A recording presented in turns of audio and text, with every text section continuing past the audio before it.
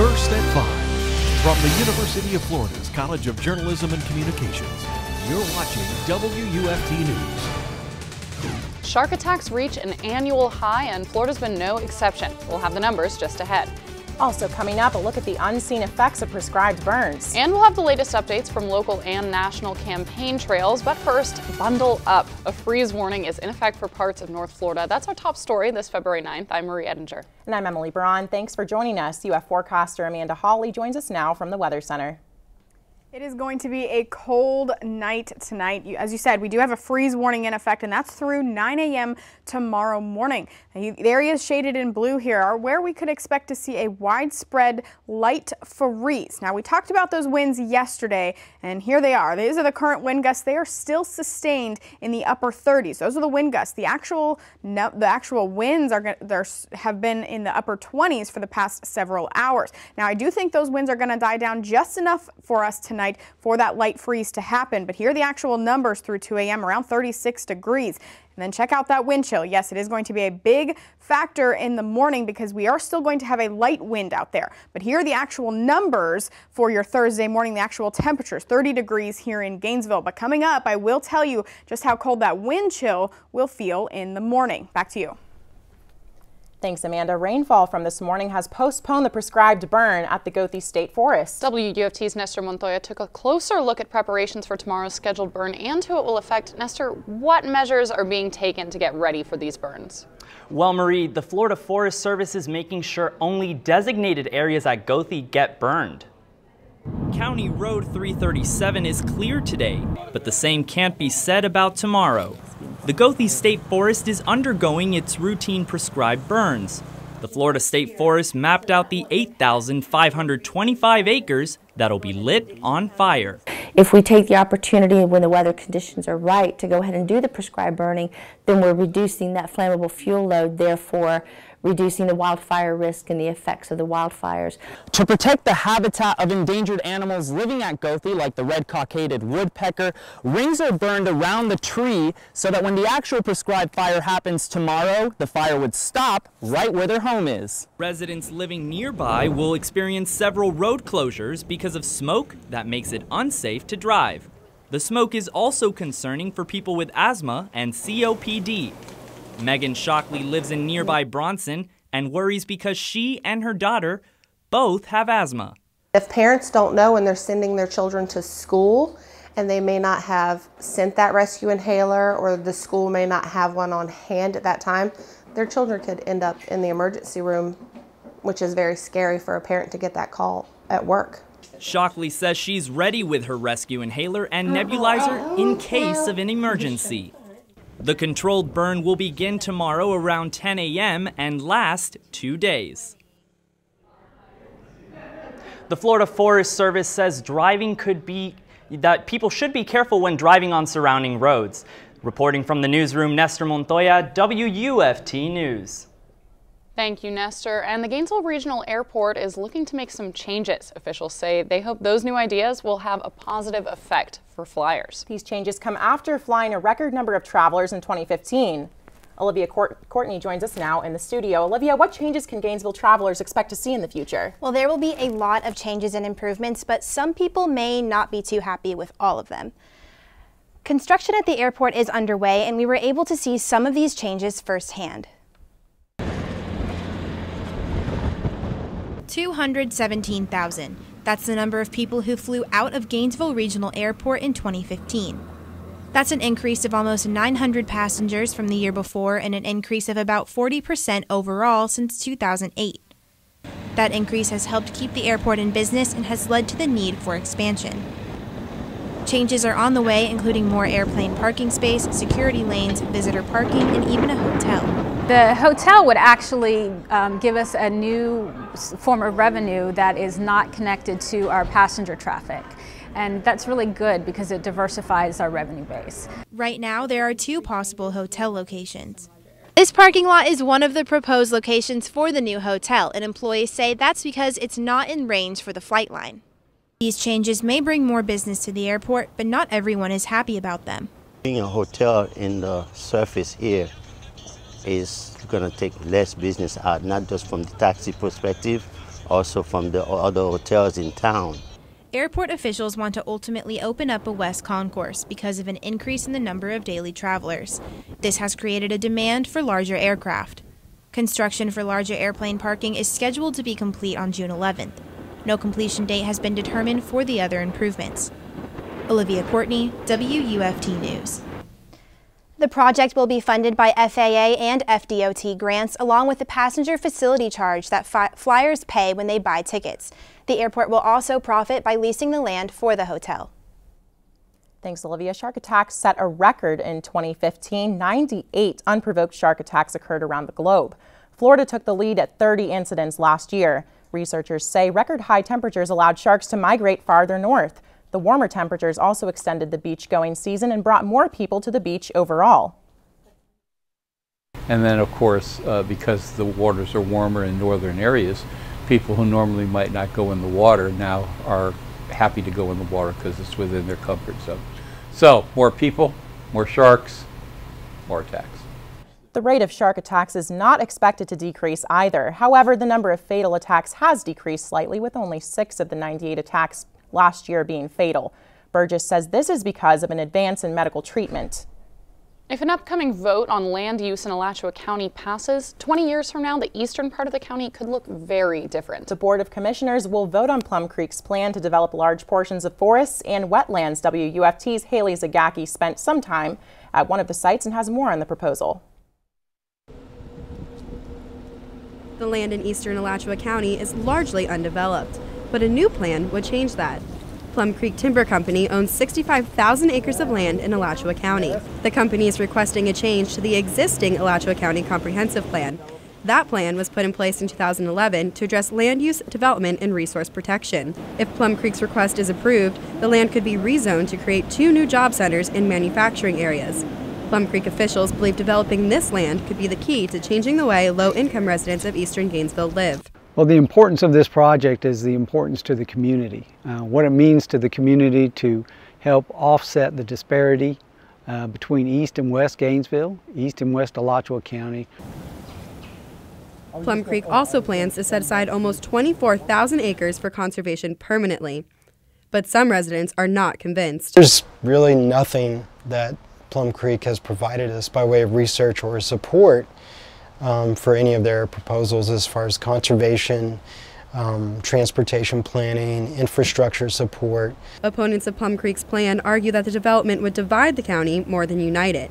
They fear that income gap concerns and environmental protections will be ignored. Although there has been much debate about what to do with the land that Plum Creek owns, Alachua County Commissioner Robert Hutchinson has presented an alternate plan that he thinks could please both sides. Commissioner Hutchinson recently suggested a different plan that would include restoring an outdated state nursing facility to create jobs. It would also move land use closer to Waldo Road instead of the State Road 20 site. His idea came from a fear of too much development. 20 years ago, I said to a number of friends, one day we're going to wake up and on the front page of the paper is going to be a story about a new city going in there. His goal is to allow some development while still maintaining the way of life in eastern Alachua County. Some residents believe there still won't be much comfort if the Plum Creek plan doesn't pass. I've learned a lot more about, I think all of us have learned a lot more about larger issues and what's going on, so I don't think it's going to be a sigh of relief at all. I think it's going to be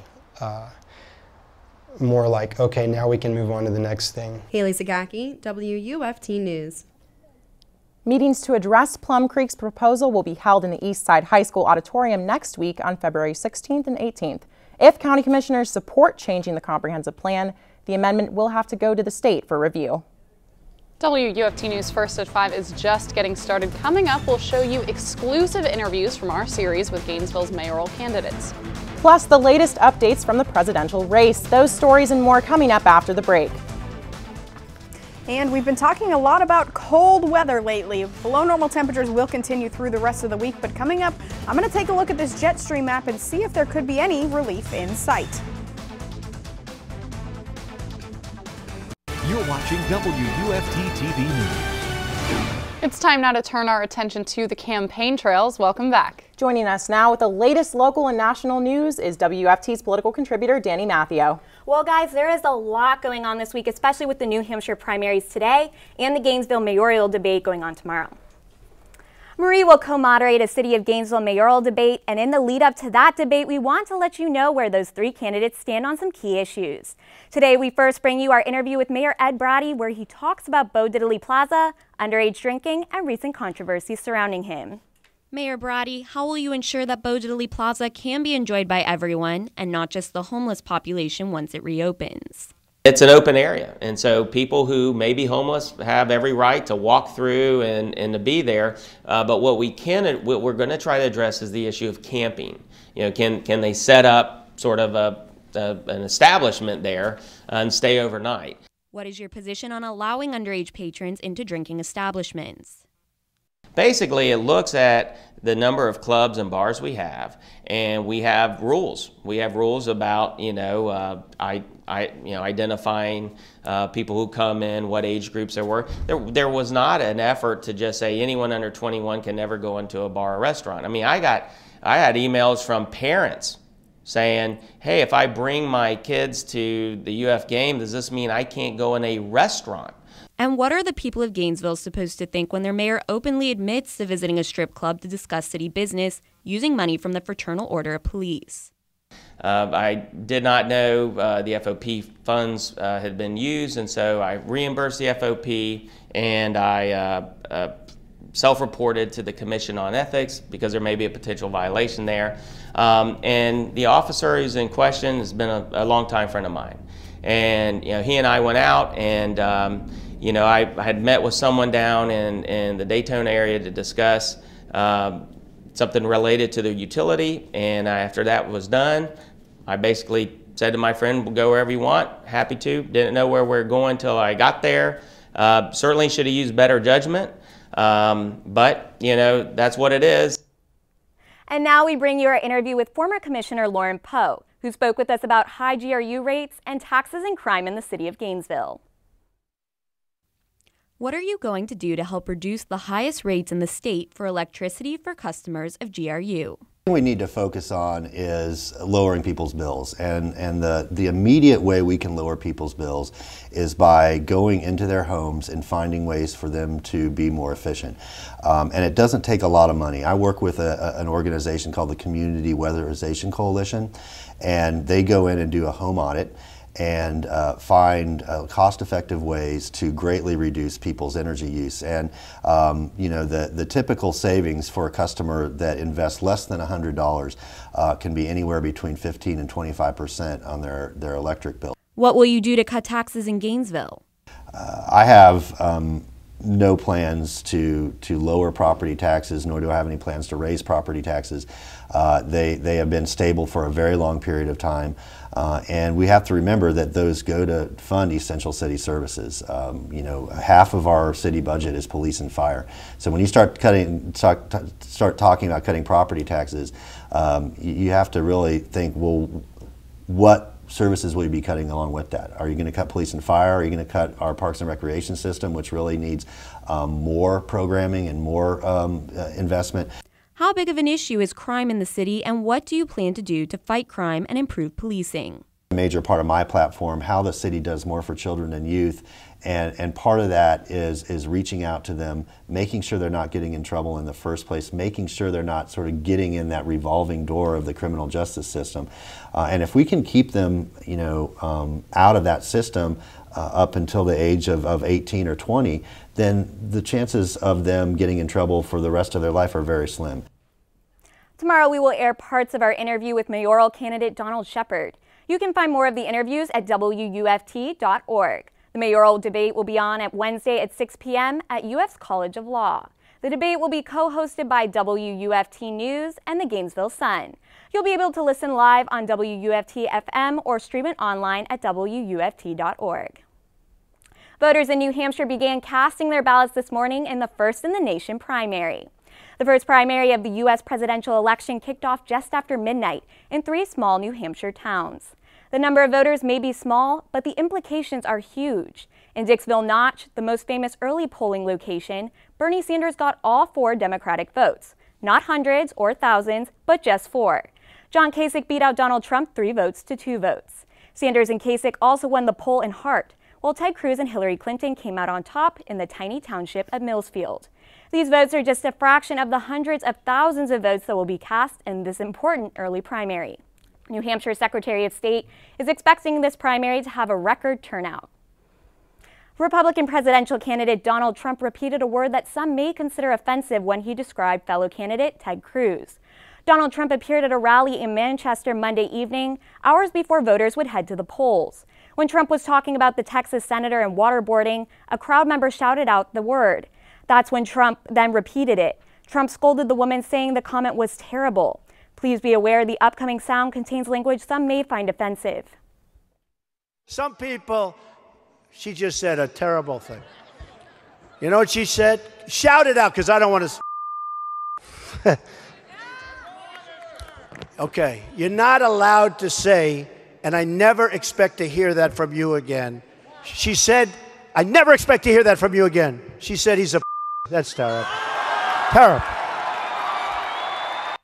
Cruz's communication director later responded to the comment on Twitter, tweeting Trump is turning the campaign into the latest episode of a reality show, but let's not forget who whipped who in Iowa. President Obama is delivering his 8th and final budget proposal today, which is a $4.1 trillion spending plan. It includes a $2.9 trillion deficit reduction over 10 years from health, tax, and immigration reforms and other proposals, and a $955 billion deficit reduction from reducing tax benefits for high-income households. The fiscal plan also includes a $10 a barrel oil tax for infrastructure and transportation projects. Experts say the bill will never be adopted by Republicans in the House and the Senate. Thanks so much, Danny. Well, Amanda geared us up for that freeze warning we could see tonight, but that wind chill made today pretty chilly as well. Right, I felt like a popsicle today after I drove my scooter to work. Amanda, how long is this cold going to last? I'm sure you weren't alone. Many people felt the cold out there, and the cold is going to continue. I'm expecting below normal temperatures to continue for at least the rest of the week. We've actually got that freeze warning in effect tonight with temperatures falling into the low 30s. Wind chills will be in the 20s by the time you step out the door. So certainly bundle up, and you might want to bring in those pets and bring in the pets and cover the plants before you head to bed tonight. We do have a frost and a freeze possible for Thursday morning as the winds really start to die down, and we could get some colder temperatures for then. Then for the weekend, not as cold is expected, but temperatures will still be below normal, just to give you a heads up. Here's the freeze warning, area shaded in blue. I think where we could see a widespread freeze tonight. Here are the actual numbers: 30 degrees in Gainesville, 30 in Hawthorne.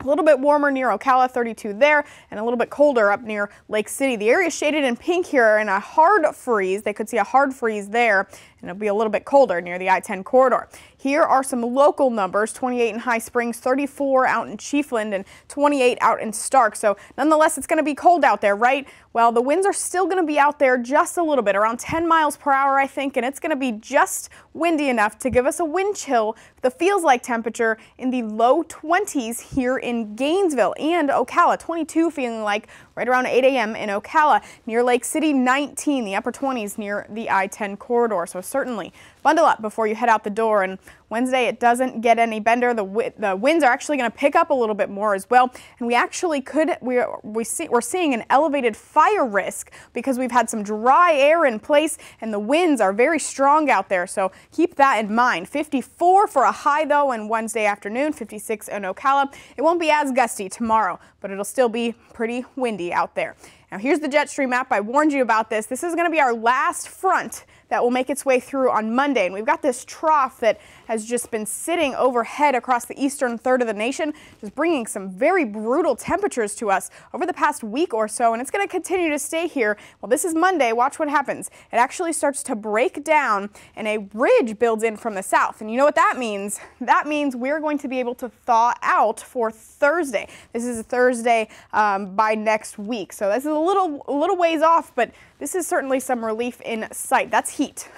So certainly something to look forward to. Until then, we've got some colder temperatures to deal with. It's not even on my 6th day yet, so don't get too excited. We have that freeze warning in effect tonight. Wind chills will be in the 22 to 26 degree range when you step out the door here in Gainesville. A little bit colder up near the I-10 corridor. Thursday will be a little bit colder in terms of temperatures thanks to those winds dying down. but it won't feel as cold because it won't be as windy. Nonetheless, a freeze is still likely Thursday morning. Temperatures actually rebound a little bit into the mid-60s by Friday and Saturday, but then they drop once again for another front come Sunday afternoon. Back to you. Thank you, Amanda. And the Florida men's basketball team will definitely be keeping warm. They're hosting the Ole Miss Rebels tonight. We're joined now by WUFT sports anchor Nico Tan to tell us more. Well, the Gators beat the Rebels last month, so head coach Mike White hopes to have the blueprint to beat his alma mater again. It smells like teen spirit in the O'Connell Center because the Gators are celebrating 90s night. We'll preview that game and more when we come back. Sports, we're on deck.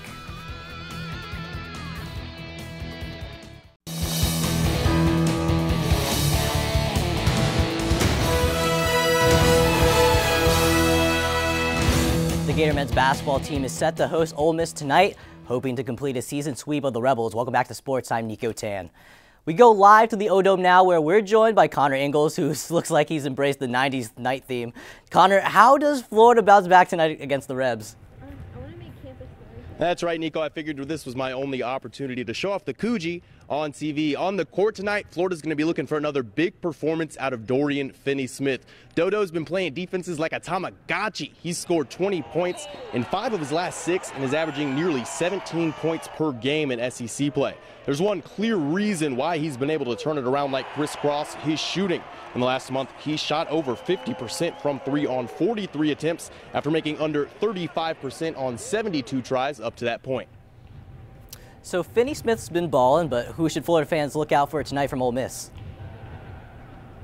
Well, Nico, it's got to be Stephon Moody. My dog's got game like Air Bud. Moody averages 24 points per game, making over 3 triples per contest. He's a better sharpshooter than your annoying friend was in Goldeneye. Moody put 22 on the Gators in Oxford earlier this year, but of course, Florida was able to win that one, so call Florida Scar and Moody Simba because he's going for revenge tonight. It's a late date here in the O-Dome. Frosted tip-off is at 9. Reporting live from the O'Connell Center, Connor Ingalls, WUFT Sports.